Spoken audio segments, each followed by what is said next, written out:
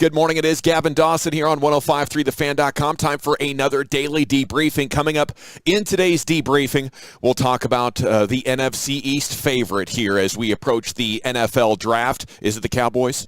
Tom Izzo, something he says he needs to do to validate his coaching career there at Michigan State.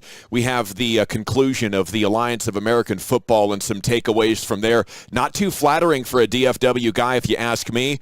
And then perhaps the most clear sign yet on Dirk's future. Let's get started here this morning. I guess the Eagles could be considered the favorite. That's what Las Vegas says.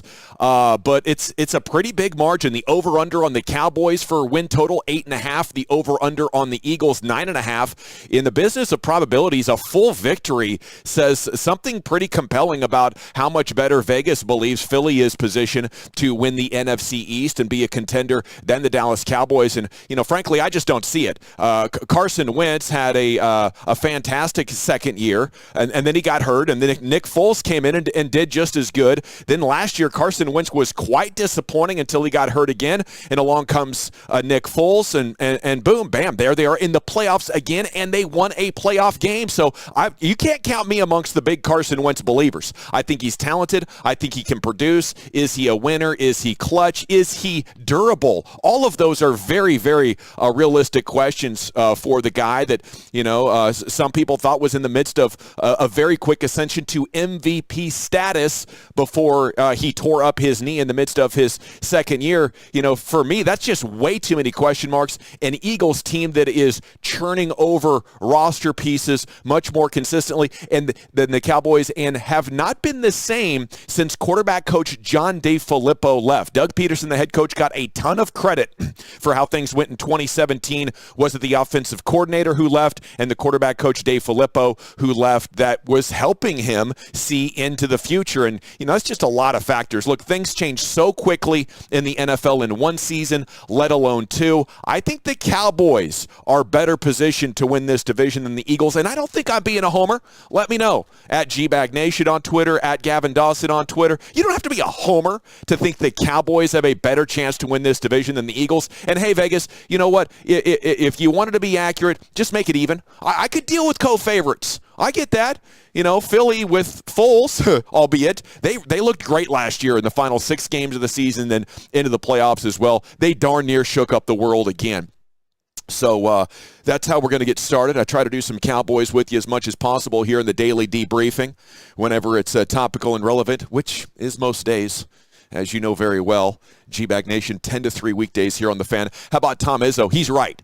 He says, I need a second championship to validate myself, my career here at Michigan State and put the Spartans program on the map. He says this has nothing to do with what the critics say, what the haters say. He says, I'm blocking those guys out pretty good. What it comes down to, and why I think he's right, I'm not going to say anybody can win one championship, but it happens. Auburn won a national championship in football. 12 months later, they fired their head coach. The Dallas Mavericks, nothing against their 2011 championship. I think even members of that organization acknowledged we're a team that won the championship, not necessarily a championship team for an extended period of time. If you can define yourself as a guy that's won multiple championships and had sustained success over a period of time, it shows you have that knack. You have that it factor for taking your team to the top. Tom Izzo's already done an incredible job. I think he's already one of the top 5 college basketball coaches of his generation. I think it is 6 Final Fours, the 1 title, but 4 other times he lost in the semifinal round. The other time he lost to UNC a couple of years back. He feels he needs that championship to validate himself, and I think he's right. He's clearly separated himself with the 6 Final Fours above most other coaches. Coach K and a few others being the few that could say clearly have a better resume than Tom Izzo, but you get the second championship, and it really puts you in a different class of guys. Tom Dundon, the man from DFW, owner of the Carolina Hurricanes in the NHL, bought the AAF about 3 weeks ago. Yesterday they folded. And we were trying to make sense of this. How did Tom Dundon invest $250 million, $250 million just a few weeks back, and now he's bailing on the team under some really weird circumstances? He said, okay, NFL, if you don't lend me your good young players so I can put them on the field to interest fans, we're pulling the plug on this thing.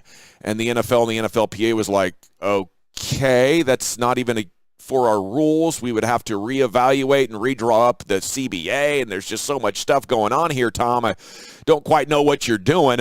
Well, it appears that in the hours after he folded the league, we found out, Albert Breer with the report, he just wanted to get his hands on a gambling app that was being developed by the AAF in light of the legalized gambling rules that we have now here in America, and apparently spending $90 million, which is what he ended up losing out of pocket out of that $250 million investment, was worth getting his hands on that.